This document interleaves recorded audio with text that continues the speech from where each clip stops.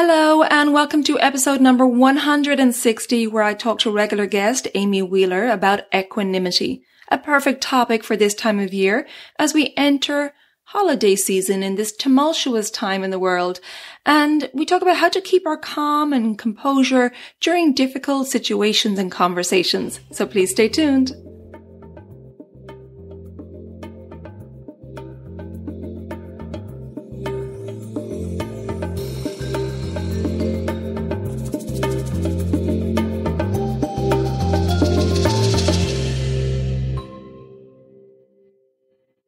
Hello and welcome to the Elements of Ayurveda podcast. I'm your host Colette, and I hope to educate and empower you to take charge of your health and well-being, preventing disease in the body and mind so that you can thrive in life. I will be sharing the holistic teachings of Ayurveda, the ancient healing tradition from India. I will also discuss topics like yoga, which is the sister science of Ayurveda, health and wellness, nutrition, fitness, and mindfulness practices, as well as interviewing lots of inspiring people along the way. My humble wish is to help you to connect to your true nature, to Mother Nature, and to help you to connect to each other. If you're new to Ayurveda, I recommend that you start by listening to the first couple of episodes where I do an introduction to Ayurveda and the mind-body types. Now, if you like the content, please subscribe to the show so the new episodes will automatically download for you to enjoy. I've also set up a Facebook group for us to connect and to support each other, and I'd love for you to join me over at the Elements of Ayurveda podcast group. And now, here's the show. Hello, and welcome back to the Elements of Ayurveda podcast. I have the wonderful Amy here today. How are you doing, Amy? I feel so pleased that it's almost the weekend. Was it one of those weeks? I'm just ready for a holiday break. Right. I just want like a week where I don't have to be so busy. Yeah, because you're doing school online and your own business as well. Yes, I'm ready. I'm ready to just be for a little bit. Be equanimitous. Yes. Funny you should say that. The topic today, I was listening to a podcast this week and they use the word equanimity and I'm like, I love that word. It reminded me how much I love it. It just sounds very calming to me, of course, which is what it means, right? Equanimity means like a calmness or having composure, avoiding losing your temper in like difficult situations. And then I thought, this would be perfect for now during this crazy times in our world for everybody. And also the holidays coming up, which can bring up some triggers for people. And especially now, if you have Thanksgiving coming up next week in the States.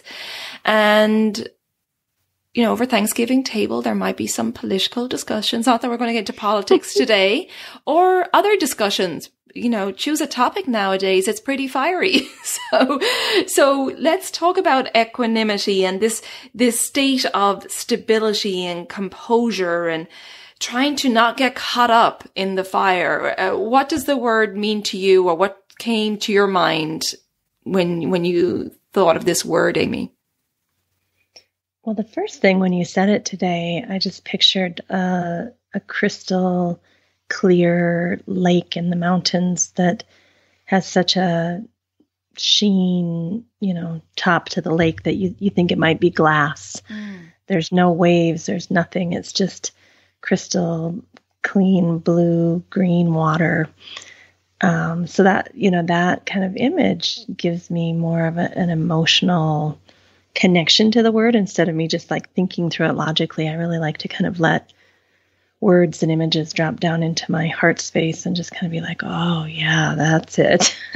So that's the first thing that came to mind. Because I'd like to take your lake visual and think of it like when, the lake is disturbed, when there's ripples in that lake, and then, allowing those ripples just to pan out, to move out from your center and restore the calm again. I think that's a nice analogy of how to look at equanimity. It's not getting caught up in the waves. Just allow the ripple to flow over you. Allow these emotions or the situation to flow over you.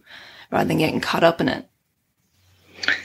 Yeah, in one of my Indian philosophy classes this week, the instructor was basically talking about how our kleshas drive our gunas, right? So things like fear or misperception or attachment or aversion or ego identification, those are the 5 kleshas. He was saying that the ancient texts say that it's from those kleshas that we get into an agitated mind or an aggressive mind or a depressed mind or a, kind of any emotion that might bring us away from equanimity, that it's really the kleshas that are driving that. And so that gave me a lot of food for thought. Like, sometimes I feel angry. Oh, okay, that's Rajas guna. And what klesha might be underneath that? Am I ego identifying with something, or am I attached to something that's not happening right now, or do I have fear about something? So that's been an interesting thought. Even before you suggested this topic for the podcast, I had already been reflecting on that connection between our kleshas and our gunas. And then, of course, that leads to the topic of equanimity. Yeah. And even, that, like you're saying, do the reflection in, okay, what guna am I feeling right now and what klesha is that's associated with, but it's also doing that for, just say you're in a heated situation with somebody and looking at their state and understanding what qualities they're expressing and not taking it personally and looking at it, well, they're expressing these qualities. I don't know why, but something must be going on with them. And, you have an option now. Do I take it personally and fire back? Or do I maybe give them some compassion? Maybe I can see that they're feeling attacked, or, they're feeling a lack of confidence. So they're lashing out, so it's like you can use that information too of understanding the gunas if you're in a heated situation with somebody else. Does that make sense? And so, yeah. It kind of sounds like you're saying the observer or the witness can take the 30,000 foot view and be like, okay, well, maybe it's not even about me. Maybe I'm just some character in their play today that they're doing their little karmic thing, and I just happen to step into onto the stage for them. Yes, that's a very good way and a simpler way of putting it. Thank you. But it's like it's almost like you need that little bit of detachment before reacting. And I think that's what really equanimity is. It's allowing a little space, and being able to, hold everything at once, like the yin and the yang at the same time, and allowing space around that so that if you're in a situation where you feel your equanimity is going to be affected or something is triggering you, that you have ways of dealing with that. We talk about the breath being one of the best ways, but it's how do you create space between what you're feeling and then your reaction? Exactly. I mean, my husband and I have been basically in our house together for 7 or 8 months now. Right. We don't go out very much because we don't need to. And we both have our good days and our bad days, but one of the things I've been kind of playing with, not for his benefit, but just for me to experience, is the days that he's a little snappy, to just hear those words from him that may be critical of me for something I've done, even when I don't agree with his critique, and just kind of step back and breathe and say, well, how does it feel to be critiqued? Is there any truth to that? Is he having a bad day? Do I want to give him compassion right now? Do I want to stand my ground right now? Or do I just want to smile and walk out of the room right now? And what's been creating so much freedom for me is to know that I have a choice, that I can step back from my gunas and my kleshas and basically decide, do I want to do this right now? Or would I rather just let him settle down. And it's really been a beautiful practice, both for our relationship, but also just for me to practice not firing back right away. Right, exactly. And that's the key is, taking time just to digest it yourself, right? There is that tendency sometimes to shoot from the hip. I know I used to do that in the past. It's like, oh, I'll tell you. You want to go there? Bring it on. Let's do this. Yeah. And, I think we're all feeling the tension right now, right? Because of course our nervous system is very aggravated right now with everything that's going on. And so most of us are in confinement, and it can lead to testy situations. Being able first to digest it yourself. I had, a realization that gave me such freedom recently. I'm back in Ireland in a family dynamic, which I haven't been in a long time. Haven't lived at home since I was 17. So I'm back in this family dynamic. And oh my goodness, when you come back when I'm older and looking at the dynamic, it's like fascinating to me. What brought me great freedom these past few weeks is also saying and I think you've said this before, Amy, on the podcast, is that it's none of my business what other people's perceptions are. Didn't you say this before on the podcast? Maybe in another way?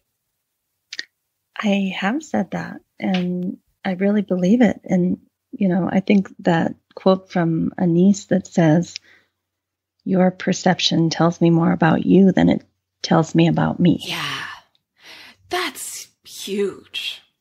That's like, that can bring you, if you remember that in the moment, which I had to do this week when I was in a group chat, and first I wanted to fire back. And I remember that came into my mind, like, it's none of my business how they decipher. And of course, text chats, they're never great, are they? Because so much can be misconstrued, and it depends on what other environment the person's in. I mean, it's always better, I think, to do in-person chats. But remembering that just allowed me to let go. Like, oh, I could see when I calmed down, I could see from their reply that they were reading something different. And it blew my mind that they were reading something completely different than I wanted to convey. And maybe that was because it wasn't text. But it was also like, well, I could go back with something, but they're perceiving it differently. So what, like, I was just stating something. It wasn't a question. So what? I just put my thoughts out there, and then they came back with their thoughts, and okay, that's okay. Everyone can have their thoughts, and how they perceive something is none of my business. And oh my goodness, that gave me so much relief and calm and equanimity. Well, and that, in this class that I've been studying this week,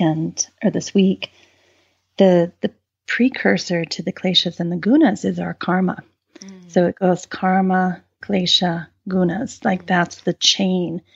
And when I think of you with your family or whoever you were texting with, there is karma, there is memories, there are, each one of us has events and perceptions and things that have happened to us in our life that basically make up our karma. Yeah. And so the karma triggers someone reading the text completely differently than you intended.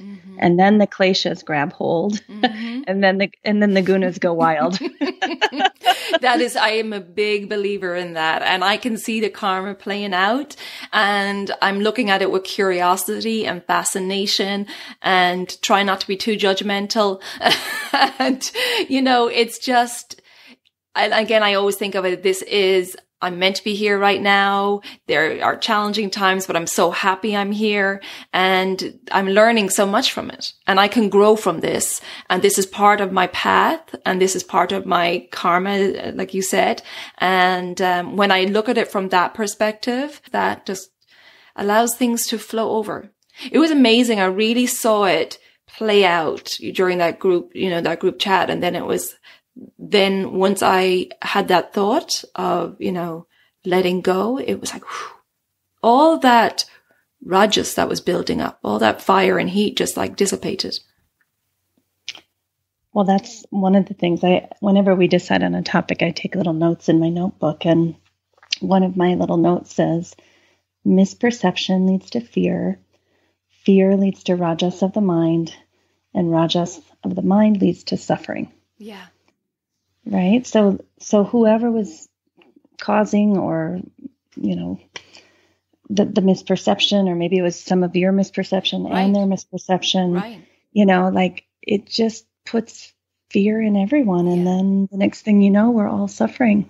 Right, exactly. And definitely, I think you have to look at yourself in these situations. Where am I misperceiving something, or my preconceived notions going into this? And especially when it comes to, let's talk about the family relationship, because Thanksgiving is coming and all the holidays are coming, and, hopefully you'll get to see your families depending on COVID restrictions and so on.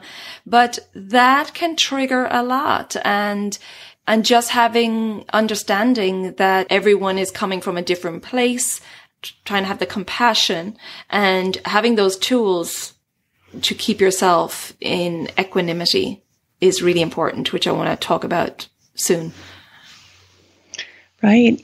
I'm the youngest of 6, and I asked my dad this week, do you talk to, 2 of my siblings about politics? Because I know they have very different politics than the rest of us. I said, do you even talk about it? Do you bring it up? And he basically said, no, it's better left unspoken of. Okay. We have plenty of other things we love about each other and have in common. We don't, he basically said, I have a choice about, I don't have to discuss politics with every single person. We can focus on just our care for one another. And I thought a lot about that, because part of me thinks we should get to talk about whatever we want with whoever we want, whenever we want. And I think, again, it goes back to that kind of witness or observer about, well, what do I want out of this day, whether it's Thanksgiving or even a Zoom call or a telephone call? Like, what is my goal here? Is my goal to be in equanimity? Is my goal to connect? I can determine, hey, I think I'm not going to go there right now. Yeah, I think that's great advice. And, just before we got on this call here, I was listening to Charles Eisenstein. We've talked about him before in the podcast. I shared actually a video on the podcast Facebook group, and it was about connection and how we're losing connection in our world, and everything's becoming more transactional, and how, we really need that connection, and we need those bonds, whether it's family or friends. And thinking about that as you're getting together with people over the holidays, and thinking about, we're all coming from different place, particularly now. There's a lot of aggravation going on in the world. People are going to be more heightened. So, like Amy said, how do you go into this situation with a sattvic mindset and going in with getting the most out of it and trying to keep that calm and that composure and staying away from those testy, fiery topics, and always remembering that these connections are deep and important in your life, and so much more important than a current situation that's going on. I heard a lovely quote this week. It was from S.G. Laurie, and it's, breathe, darling. This is just a chapter. It's not your whole story. And I just love that thought, especially with everything that's going on. It's just taking that time to be very conscious that this is only it's a big moment in history, but it's only a short moment in our lives of everything that's going on with COVID and politics and everything, that we're going to get through this. And, understanding that those family relationships or the people we're going to be spending the holidays with are really worth so much more than getting involved in these conversations. Right. Someone told me once that you can determine who's in your very, very close inner circle and who you share all your deepest thoughts with, and then who's a little bit further out where you censor yourself and decide what you do and don't want to talk about. And then you've got a bigger circle, these are like concentric circles.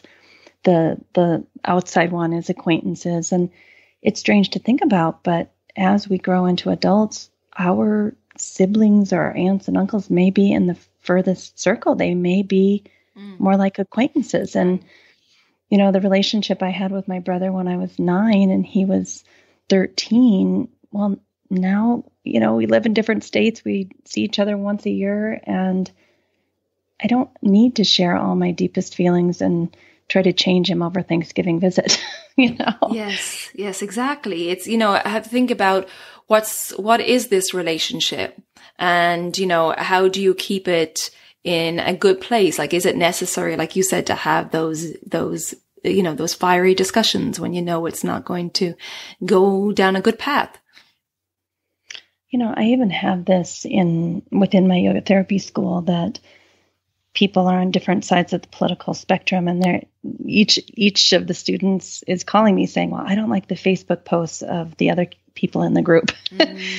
And I tell both sides, you don't have to like their politics.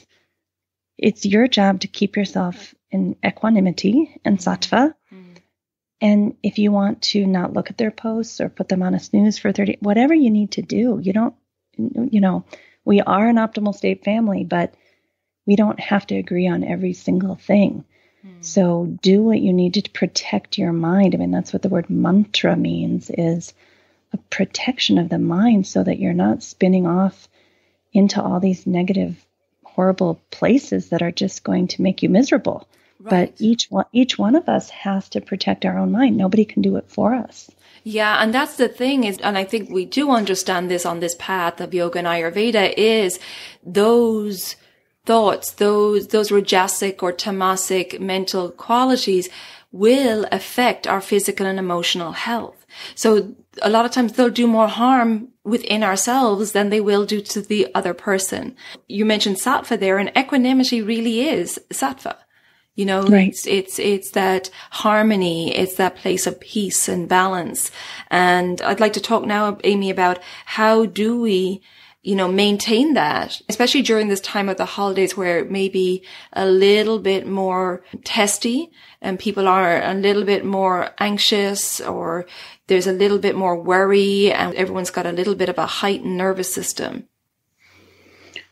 Well, I think some of what we already said, which is stepping back, breathing, and determining, is this the place, time, moment that I want to get into this discussion? Because, both you and I are very adamant about climate change and about taking care of each other. And, like you and I think we have very strong opinions, but we both are very pitta women, but to decide when to turn on the heat and when not to. And then exactly what you said, just realizing that, oh, this is only hurting me. Right.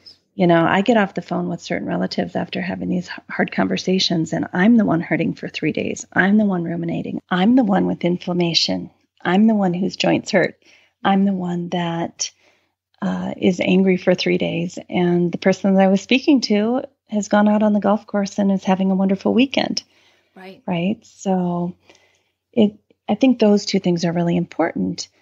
But if you want to go a little bit deeper into kind of a philosophical way about how do I keep my equanimity. So there's two things. One is this idea of the ahankara that, we see in many of the Indian philosophies, that there's this part of us that wants to survive, and we have a I, me, mine kind of ownership mentality. And I find that whenever my ahankara, which so beautifully has helped me survive and has a true purpose, but whenever that gets out of hand and I start feeling entitled and like I have ownership over this and it's about me and mine instead of us and we, and that I'm more of a steward instead of an owner, as soon as my ahankara gets revved up, it's inevitable that I lose my equanimity. So that's, for me, a really important practice, to notice when I'm grasping, notice when I'm attached, notice when I'm trying to fight for, this belongs to me and you can't tell me what to do and you can't take away my freedom from me, or, all that kind of I, me, mine. Yeah. That is inevitably going to lead to lack of sattva every single time. Absolutely. Yeah. That attachment, right? to thoughts or beliefs, and we have to have more of an understanding and compassion that everyone is coming from a different point of view and from also their history and their life experience. And we shouldn't be under the assumption that everyone has the same life path as we have. So each of us has so much history from which we're making our opinions. Right. And, I think where it gets hard is when you feel the other person is doing something evil or harmful.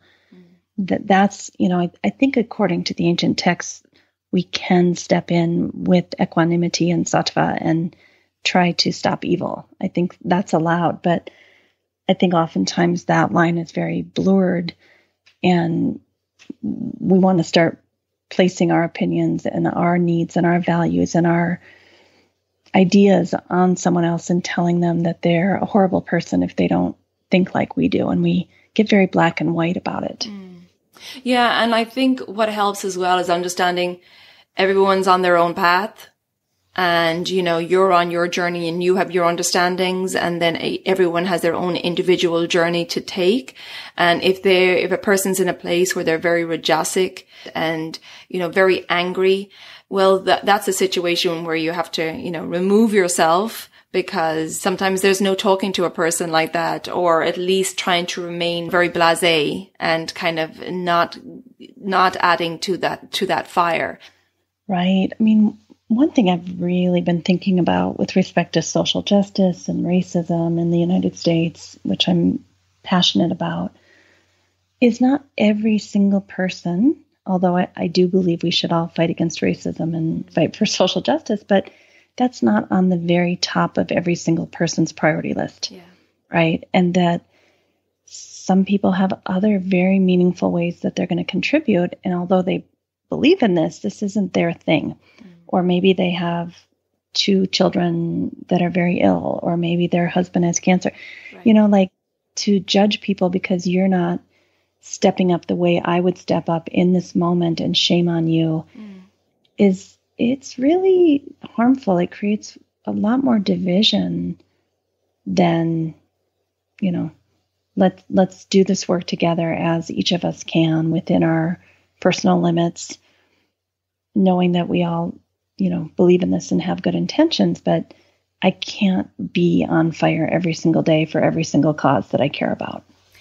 Right. Because that fire will literally eat you up inside. We have to be really careful with that fire within us. While it's great to a certain extent, and while it can bring us clarity and transformation and create, give us incentive for action, that if that fire is burning too high, it can really do some damage and create inflammation and lots of rigidity. So yes, I absolutely agree. We have to have such awareness, and knowing when, like we're talking about in this episode, is like knowing when you need to back off and I don't need to have this conversation with this person right now. How can I move this conversation to a more sattvic place? Where can we find our meeting point? Where can we find something that we have in common and that we can have an enjoyable conversation? Yeah, I had a podcast come out that I was on someone's podcast a few weeks ago, and somebody basically Facebook messengered me and said, "How dare you not do XYZ, and why didn't you bring this up? And it's your responsibility as a leader." And I just said, well, that wasn't what that podcast was about. And I can't bring every single issue up on every single podcast. I'm sorry. Right. But I just felt, and then we went back and forth. At one point I said, I'm really feeling judged right now, and I just need to take a break from this conversation. Yeah. It's too much. Like you said, there's just too much rajas going on. Everyone is ready for the attack. It seems like.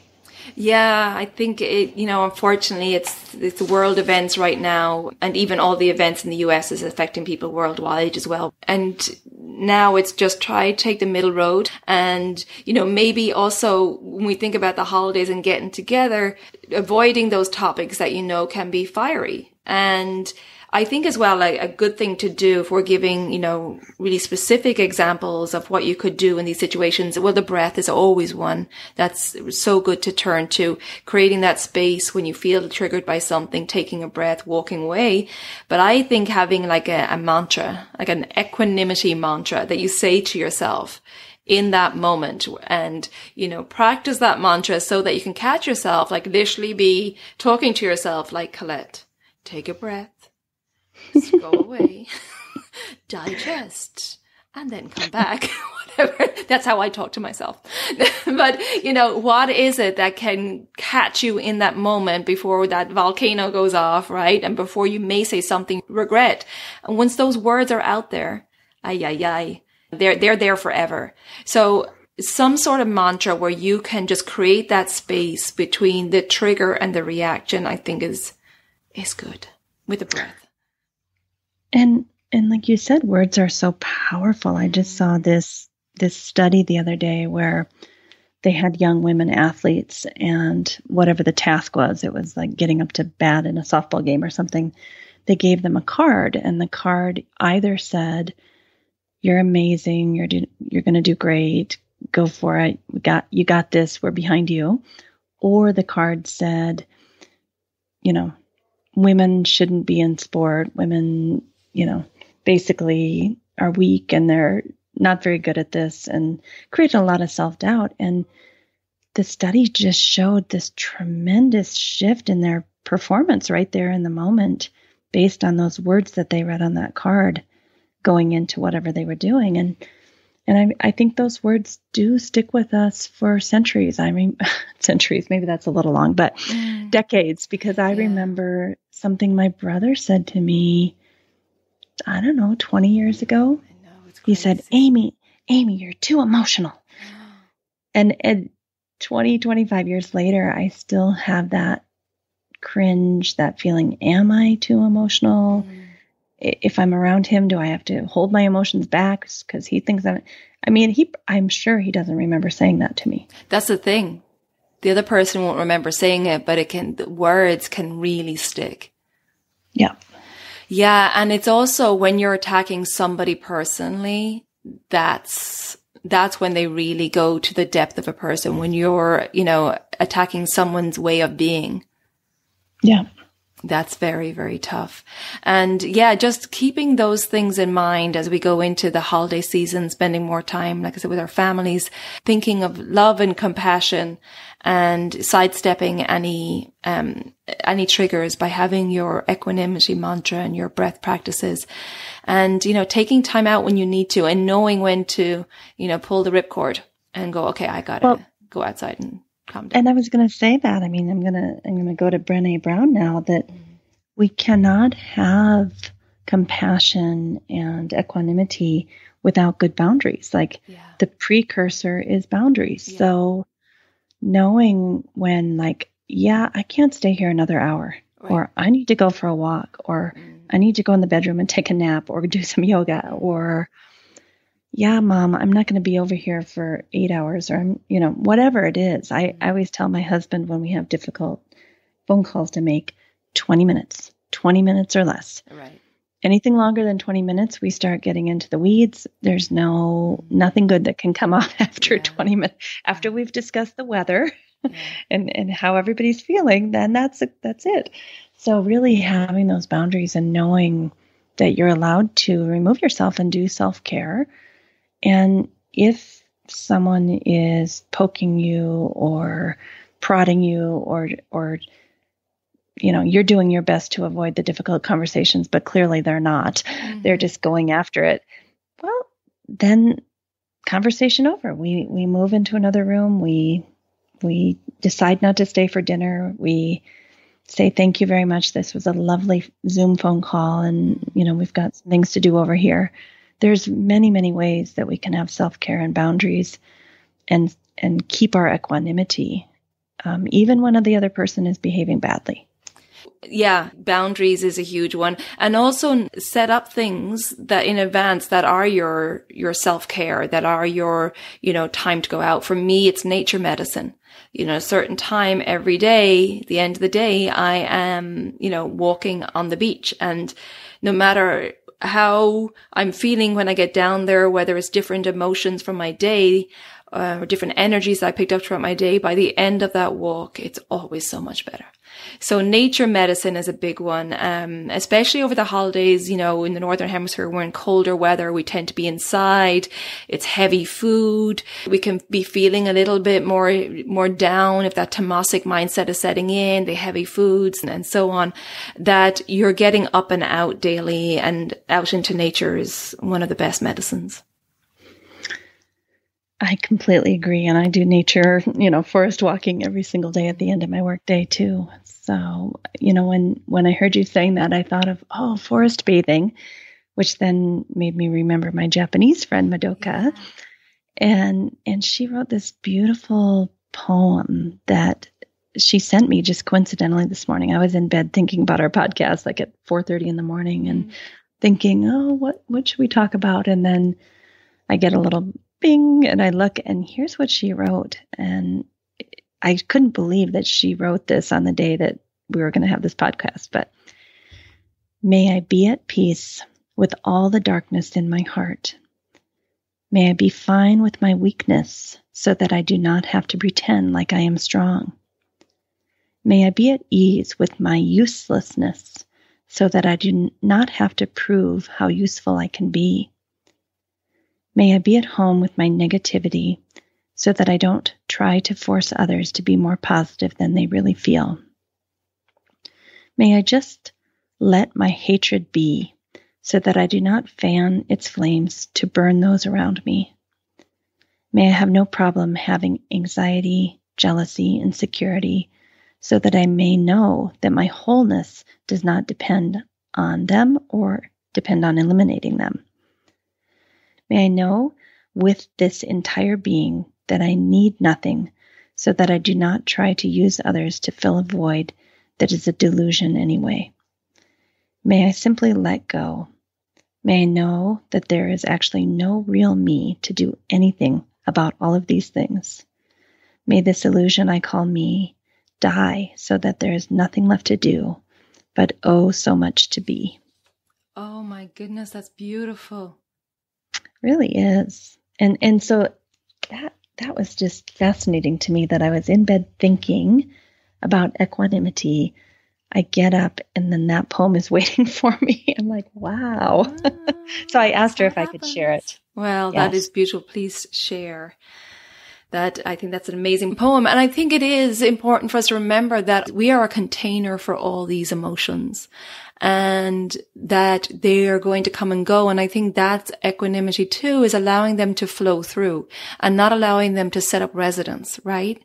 So recognizing them, not trying to suppress them, because when we suppress them, that takes energy too, but just recognizing the emotion when it arises. And I like to have curiosity about it, like, where is that coming from? Why am I getting so pissed off over that? And having curiosity about it, but not ruminating on it and not shaming yourself for having that emotion and going, I see you. I thought I dealt with you years ago, but here you are back again. Hello. As I'm back in a family situation. And, and just recognizing it, but not allowing it to overtake you. And I think that's the important thing.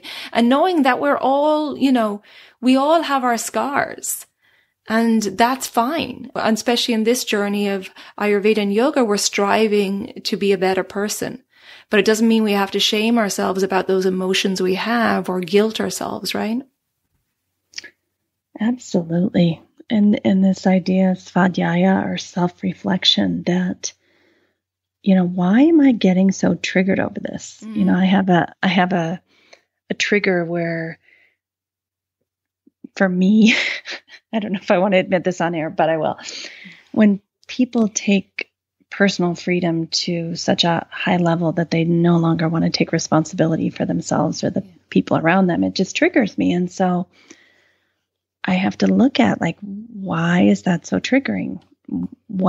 It's one thing to believe in value, freedom and responsibility going hand in hand, but why do I get so mad when people just want freedom and no responsibility? So there's something there for me to chew on, and because not everybody gets triggered by that. Right. I totally understand. And I get triggered by that too. So maybe it's something in relation to our doshic makeup that it's the opposite of what we are. Right. Right. And we have judgment. Just a little. Just a little. But yeah, really, to recognize that there's going to be other people that have no triggering around that. Like, I know. Oh, well. I know. It boggles my mind sometimes. So that makes it my work on me. Yeah. Right? Yeah, but I hear you. I can get really frustrated by that. And after all, we are right. Oh, yeah. Of course. But also, isn't there a little bit of like, wow, I would love to have that freedom. Like, not a care in the world. No consciousness of this discipline that should be happening. Or like, there's a certain freedom. They're like, wow, look at that. Like, they don't even think about it. See, I'm so far into my gunas that like that doesn't even seem pleasant to me. Like, nope, that's just wrong. I can't even appreciate that for someone else. Yeah, and it's hard not to be judgmental. Right. You know? I think where I get caught up is, let's take this freedom and responsibility issue that we're talking about. It's a thinly veiled, talk about mask wearing. Yeah. Like, I'm going to be okay. I'm sitting in my house with my husband and my cats, and I go for a walk in the woods every day. But it's not okay with me that people who don't have healthcare or people who don't have the resources that I have, like, it's not okay that the essential workers are getting stuck getting COVID, right? Mm. And so I've lost my equanimity about this, right? I posted a Charlie Brown, good grief, just wear a mask. Right. But that's where I have trouble. It's like, this isn't for me. This is for us. Like, can't you see?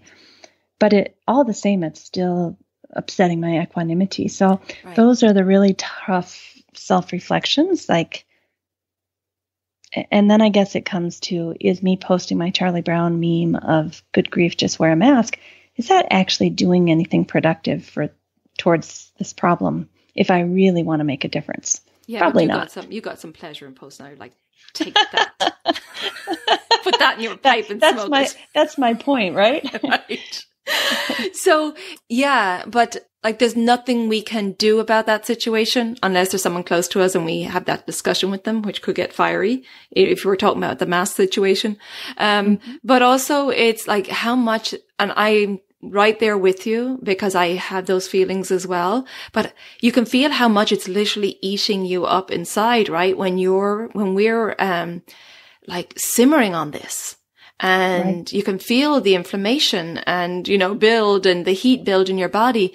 And what as well as aggravating is like that, some people there's such a lack of awareness, on some people's parts and not thinking of others. But we have to really be aware of how much it's affecting us inside. And decide, is this, if it's not going to do anything productive for the people who are being harmed, is this something that I want to spend my prana on, to get inflamed over? That's where I really think, and I talk to my husband about this all the time, like it doesn't do any good to watch the news all the time and just get mad. Right. You're just let's watch 5 minutes of news just to keep informed. And then if we want to spend our prana making a difference in the world, let's go actually do something to make a difference that feels good and satisfying and does something instead of just sitting around complaining all day. Yeah, it's very true. I'm, at the moment, I'm just trying to keep the conversations positive. And I guess I've said it so much in some situations that they're like, yeah, Colette, we know, keep it positive. Like, that's right. Let's talk about what the positive is today. They're like, yeah. But the message is getting across in one way or the other. Again, I think the equanimity mantra, I come back, like sometimes literally maybe a silent to yourself. just to let that om vibrate through your body silently, to kind of release that energy of that, that's building up. If you're watching something that's irritating you and you can feel yourself stewing over something, what is a great relief to that is, well, we talked about nature, we talked about the breath, but exercise as well, because that energy that's building up in our body, it's vibrating through ourselves. And just to kind of, when we're exercising, at least I find I work through a lot while I'm exercising or walking. I work through a lot of stuff that's going on. It's like that time out where, we're in a physical activity, but obviously we can be mentally processing things. I'm 100% with you. Exercise is amazing. And then there's also a specific type of yoga practice that I do that tends to push things out. It's called Angalaghavan. Oh, I never heard of that. No. Yeah, it's you do your yoga in terms of inhale, exhale, and you're in your postures, but you only do your movements on the exhalation. You always stay still on the inhalation. So for example, you're standing in Samastiti, you inhale, and then exhale, lift arms overhead. And then inhale, keeping your arms still overhead, and then exhale into the forward bend. And you can do like a whole sun salutation like that, where you're only doing the moves on exhale. It's what we call a cleansing langhana practice. And man, that just moves stuff through you. And by the end, your mind is in total equanimity. Oh, so is that langhana as in lightning practice? Yeah, it's anga means limbs, and laghu means light. So it's actually a weight loss practice too. But because laghu is one of the gunas.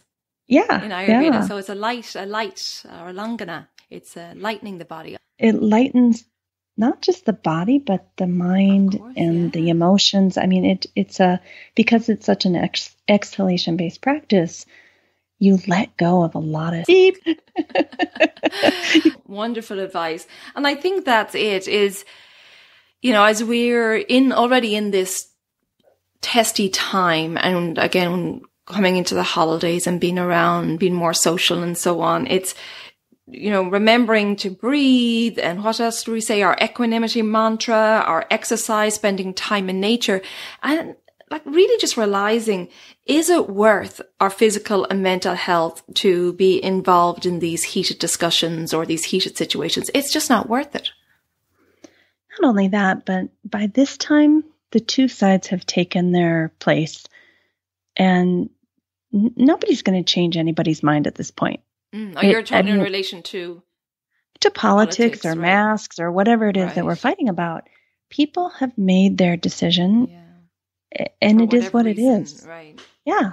So it really, we can set boundaries. We can protect ourselves. We can remove ourselves. I mean, there's a lot of things we can do, but changing somebody's mind is not one of them. And I saw this really cool thing lately that said, you can't even change yourself when you decide to do something different. How do you think you're going to change anybody else? Right. And why, it's not our job to do that. Right. Everyone's on their own journey. So I think we'll leave it with them. I'm just going to read that quote again because I thought that was lovely. Again, from S.G. Laurie saying, "Breathe, darling. This is just a chapter. It's not your whole story." And I think the whole world needs to remember that. While it will be a big chapter in our history books this year, 2020, be a massive chapter in our history books, but in our lives, it's just a chapter. Yeah, there's already a little pitta part of me saying, yeah, but what about the people who died this year? Like and this is the example of the fear and the rajas and the suffering. Like we're having a podcast on this and my mind just went there. Yeah, no, I hear you. It's really hard to stop the train now that it's rolling. Right. But also just, again, like we said a moment ago, like, equanimity is holding all those emotions while on that calm lake. You know what I mean? That, yes, that came up, but it doesn't mean you have to stew on that for the rest of your day. It's there. It's residing in all of us. We're all going to get pissed off. We're all going to, think we're right from our own point of view. And it's all within us. And we all have these emotions, but it's like, okay, I heard that emotion. That's interesting. Maybe I'll think about that when I'm exercising or walking later, but I'm not going to stew on it for my day and let it affect my conversations and my work today and my relationships, you know? So yeah, again, I think not judging ourselves for having these emotions, but just trying to like lean on our practices. Right. And making a conscious decision about how do I want to feel going into my 10 o'clock meeting. Right. I want to feel happy. I want to feel connected. So I'm going to let that thought go sit over there for a little bit. Yeah. And I'm going to reconnect to my heart. And I'm going to... Right. Yeah. I can visualize you say, now you sit in the corner. Yeah. There's a little yoga mat you can sit on over there. I'll pick you up later into my yoga practice if you'd like. Yeah, exactly. Because it's terrible when we're stewing on something. I think we all have this experience and it affects everything in our day. We're snappy because of something else. And now we're just pissing somebody else off. So we're spreading that. We're spreading that energy, which we have to be careful. And I think recognizing, like I was talking to my friend Marlisa the other day, and I had been mansplained for an hour, and then I went right into my call with her, and I was really grouchy. And after about 5 minutes, I'm like, I'm sorry, I need to talk about something because I don't want this residual to taint the beautiful conversation we're trying to have. But my heart is not in it because I haven't digested this previous thing that happened. So then she gave me some empathy, and then we were able to move on into a lovely conversation, right? Mm-hmm. So I think catching ourselves when we're taking that residual from the nasty feelings into a new situation is really important too. Yeah, absolutely. So it all comes down to curiosity and keeping your eyes wide open and your heart wide open and your ears wide open, all the senses. But, it's having the curiosity because it's an ongoing journey and study of ourselves, essentially what it is. We can't control anyone else. We can't, again, remember, their perception is none of our business. It's an ongoing transformation of ourselves, a self-study. Like, oh, look at that little bit of anger coming up there and not letting it ruminate. It's there in your body, but it's not going to take over. And that's our ultimate goal, that those emotions don't take over and set up residence, that they come and go. They're like ripples on that lake that you started talking about at the start, and just let it ripple out and eventually dissipates. That's the goal we all have. That's the goal. And it's one hell of a journey getting there. And remember, these challenges are just thrown in to rock our boat on the lake. That's it. It's just remembering when we're in the thick of it and things are rough, it's like, okay, this is just part of the journey. It's a chapter and it's here to teach me something. Yep. Okay, folks. So have a lovely holiday season. Keep the equanimity. Call us if you're having trouble. Let us know how you're doing over on the podcast Facebook group. And remember, I have to have moments of joy. Yes. I know we need to dance a little, don't we? I was thinking Can we have a podcast on joy? Oh yeah, let's do that. Now that's a lovely topic. Great. We're scheduled. Yes. Perfect as we come to the end of the year. Amy, it was a pleasure as always. Thank you so much for being always so open and sharing so much wisdom and great stories. I really appreciate it. Thank you. It was really fun. All right, my dear, until next time, take good care of yourself. Be well. You too. All right. Bye for now. Oh, happy Thanksgiving. I hope you enjoyed that conversation with Amy, and I truly believe that equanimity is the path to happiness and longevity. If you think that this episode will be helpful to family or friends, please share it with them. And if you haven't already done so, please subscribe to the podcast and the new episodes will automatically download for you. If you'd like to rate and review the podcast, I would appreciate that. And you can do that wherever you listen to your podcasts. Thank you so much for tuning in. Enjoy the holiday season. Take good care of yourself. Be well and slán go fóill. Bye for now.